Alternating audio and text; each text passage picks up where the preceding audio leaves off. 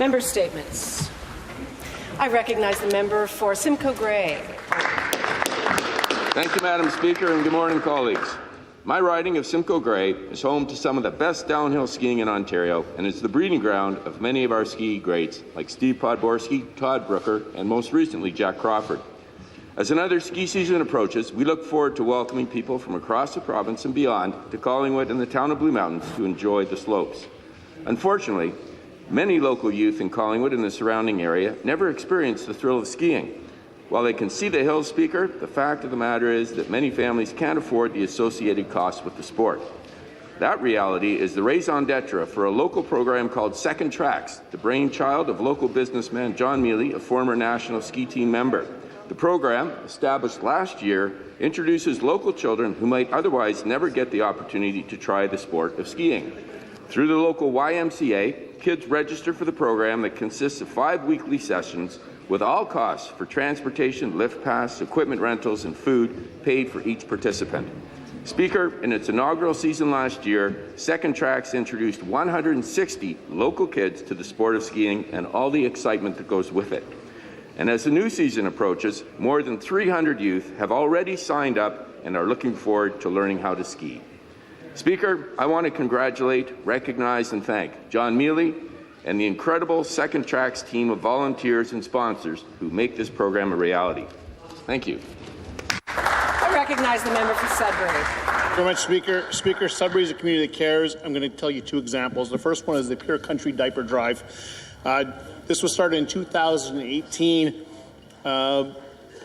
Pure Country is a local radio station, so the morning host, Josh and Coop, they broadcast from the parking lot of the New Sudbury Shopping Centre, and they collect diapers and wipes from the community.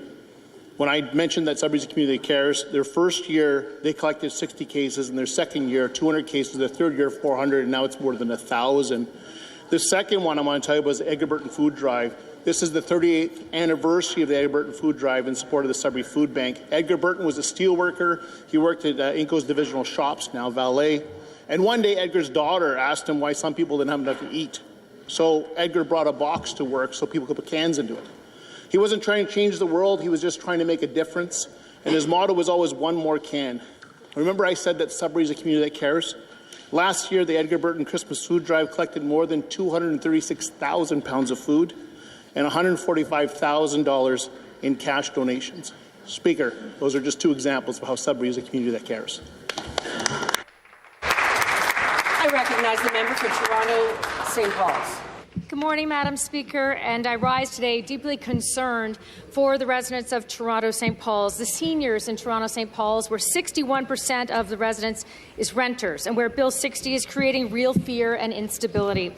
These are people who built this province. They expected dignity and security in their latter years. Instead, many now tell us they are losing sleep, afraid of eviction, and terrified that the homes they've lived in for decades could be taken from them. And this is unacceptable. Bill 60's changes to the Residential Tenancies Act will worsen housing insecurity and push more seniors toward homelessness.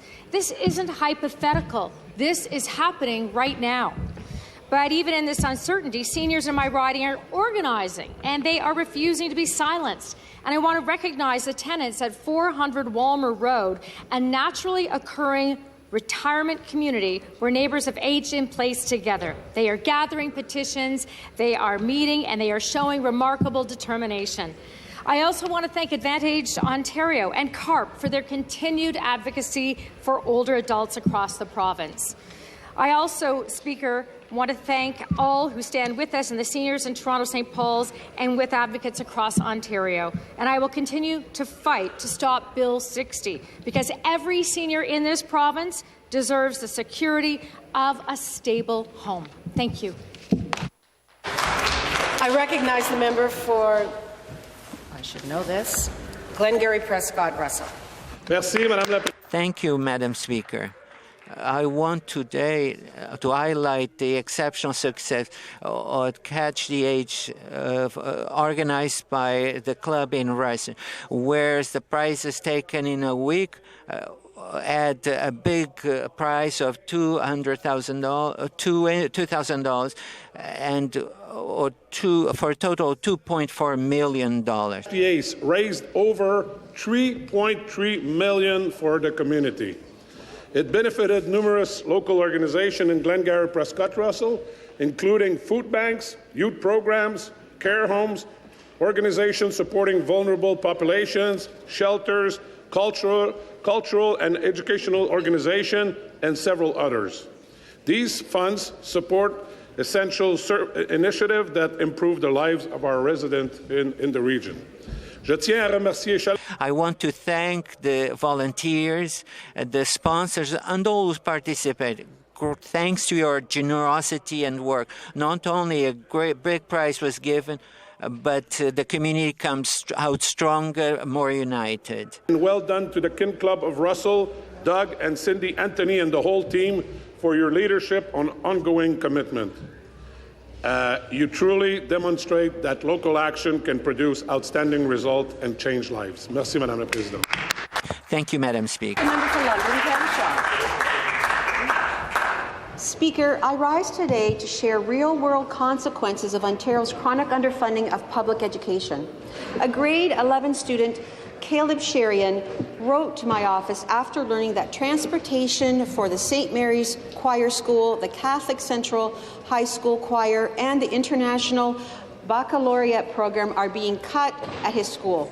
Music and IB programs like these have been found to foster leadership roles, creativity, and strengthen social connections. Without transportation, many students can't simply access them. Some are young as 12 years old or traveling long distances. Suggesting they rely on a city bus is neither safe nor realistic. Equally alarming, the Thames Valley District School Board, many bus monitors for special needs routes have been eliminated, forcing children with seizure disorders, mobility challenges, and communication disabilities to ride without supervision.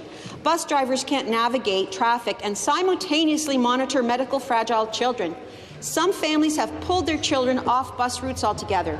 The government has passed Bill 33, requiring boards under supervision to pay supervisors a salary up to $350,000 a year. That salary takes away from student bus transportation services. Ontario students deserve safety, and this government needs to invest in school bus transportation that students can rely on. Thank you, Speaker. Member statements. I recognize the member for York South-Weston. Madam Speaker, I rise today to recognize Ontario's Association of Certified Engineering Technicians and Technologists, which is Ontario's independent certifying body and professional association for engineering technicians and technologists, representing over 21,000 members. These are individuals who take engineering at the college level or equivalent. Certified technicians and certified engineering technologists play vital roles in building Ontario's infrastructure and working in every corner of this province to support sectors like energy, transportation, housing, manufacturing, and mining, while ensuring that our infrastructure and industries run safely and efficiently. Canada is celebrating National Engineering and Applied Science Technology Week from November 24th to 28th, a national initiative OACETTs helped launch to raise awareness of this vital profession.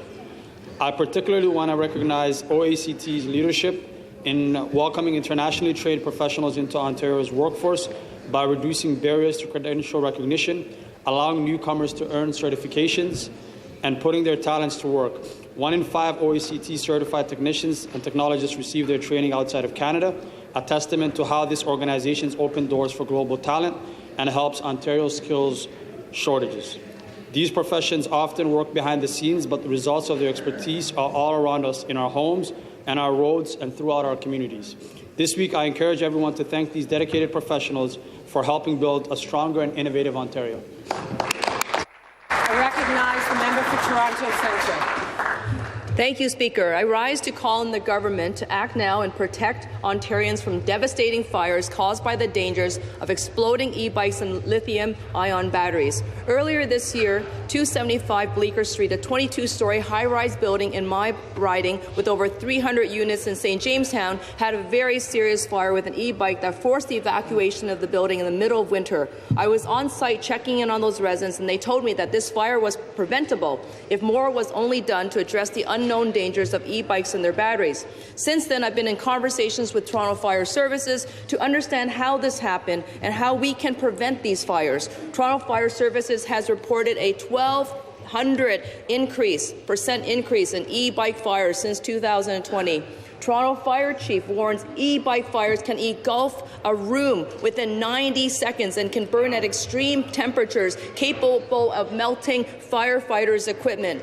Just in this month of November, the first few days when the temperature dipped below zero, another fire was started by an e-bike, this time on a balcony, that endangered residents in a building at 140 Carlton Street, just steps from my constituency office. This is a real and burning issue. Again, this government needs urgent, multi-pronged responses to these fire hazards by amending the Ontario Building Code and the fire codes. If you don't act now, there'll be more fires. My constituents can't wait, and neither can yours. Thank you. I recognize the member for Oxford. Thank you very much, Madam Speaker. Carbon monoxide remains the leading cause of accidental poisoning in North America. We have a duty to make sure every Ontario family is protected. The first week of this month marks Carbon Monoxide Awareness Week, established through my private member's bill, the Hawkins-Ginnick Act. It honours OPP Constable Laurie Hawkins, her husband Richard, and their children, Cassandra and Jordan. Their lives were tragically cut short when a block vent allowed this silent, lethal gas to fill their Woodstock home. Constable Hawkins was a community leader visiting classrooms, seniors' homes, and summer camps, always working to keep others safe. In the wake of this heartbreaking loss, Ontarians responded. Detectors were sold out, and this legislature acted. Today, in memory of the Hawkins-Ginnick family, every Ontario home with a fuel-burning appliance or an attached garage must have a working detector.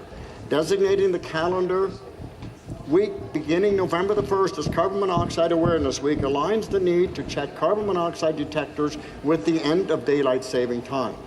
As winter approaches, I urge every Ontarian to take a moment that could save a lifetime. Test your detectors. Awareness and vigilance are our strongest tools. With a few simple steps, we can prevent tragedy and carry forward the Hawkins family's legacy of service. Thank you, Madam Speaker. I recognize the member for Hastings, Lennox and Addington. Thank you very much, Madam Speaker.